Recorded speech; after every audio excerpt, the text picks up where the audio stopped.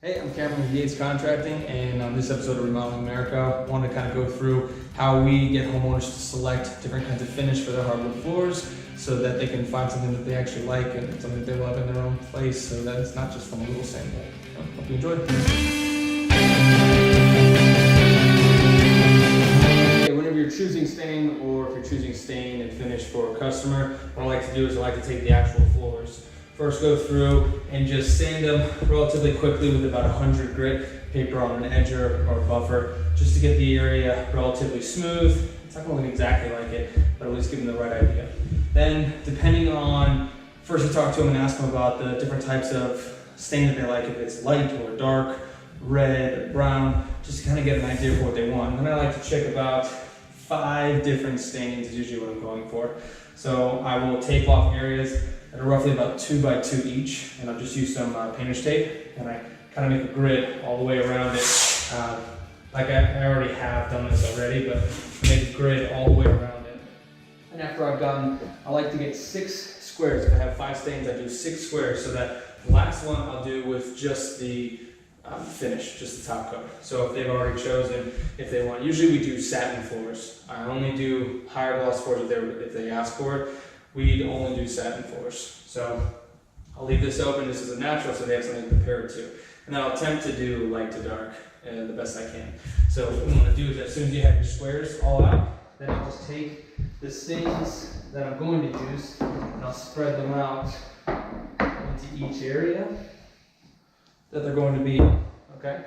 And then I wouldn't be obviously walking all over this or putting your handprints all over it. That adds oil on everything. And then what I'll do is you take, usually I use just a stain pad, and you take the whatever stain it is, and then you just stain in that area. Use a new stain pad for each stain application because you don't want them to bleed over and to have different colors. So get another stain pad to this area, then use your microfiber towel or whatever you have to wipe the stain out. After we use the DuraSeal DuraSeal Quick Coat, I'm sorry. It's a 2-hour penetrating finish, but if you read the directions, it says allow it to fit for a few minutes. So after about 4 minutes or so, you can come through and wipe it down. So wipe it down, make sure it's nice and even. After you just did this coat, then after you wipe that one down, you can wipe this one down. Move on. Obviously, don't step on anything. Go through, and then I usually like to just leave the stain that I used in front of each of the different, pretty much each of the different samples. So you go through, you do all of them, and then after you wait the right amount of time, I usually, before we stain, you just always want to follow the directions, and it basically, I like to usually wait until the next day to apply our first coat, which is a sanding sealer is what we use. But I'll wait at least a couple hours because this is just a sample, and this isn't going to last. We're literally going to stain this right off. So just to get them idea without having to go crazy, I will just go ahead and put a coat of finish on it. So we use the Primero PoloPlaz, and this is the satin. Sets it right on the side. So as soon as an hour or 2 have passed, they're relatively dry.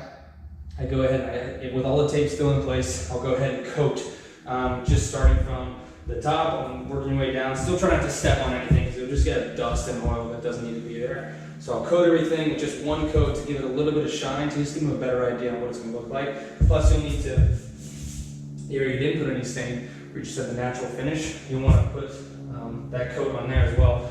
So just coat all the boxes, and as soon as you're done coating, just peel all the tape up, and every time that you have, sometimes I'll just leave, depending on the customer, I'll just leave these in place, but if I have a feeling they're going to grab these and start moving them around, I'll mark on the floor right in front of it in the name what it is, what each finish pretty much is. This way I know, and they know just in case they move the stains around. So this is a great way to find out what stain will actually look like on your floor with the lighting and your floors, and it'll give a better idea. So instead of a little piece of sample that they'll choose from. So this is what we do to make sure that people kind of get the right stains.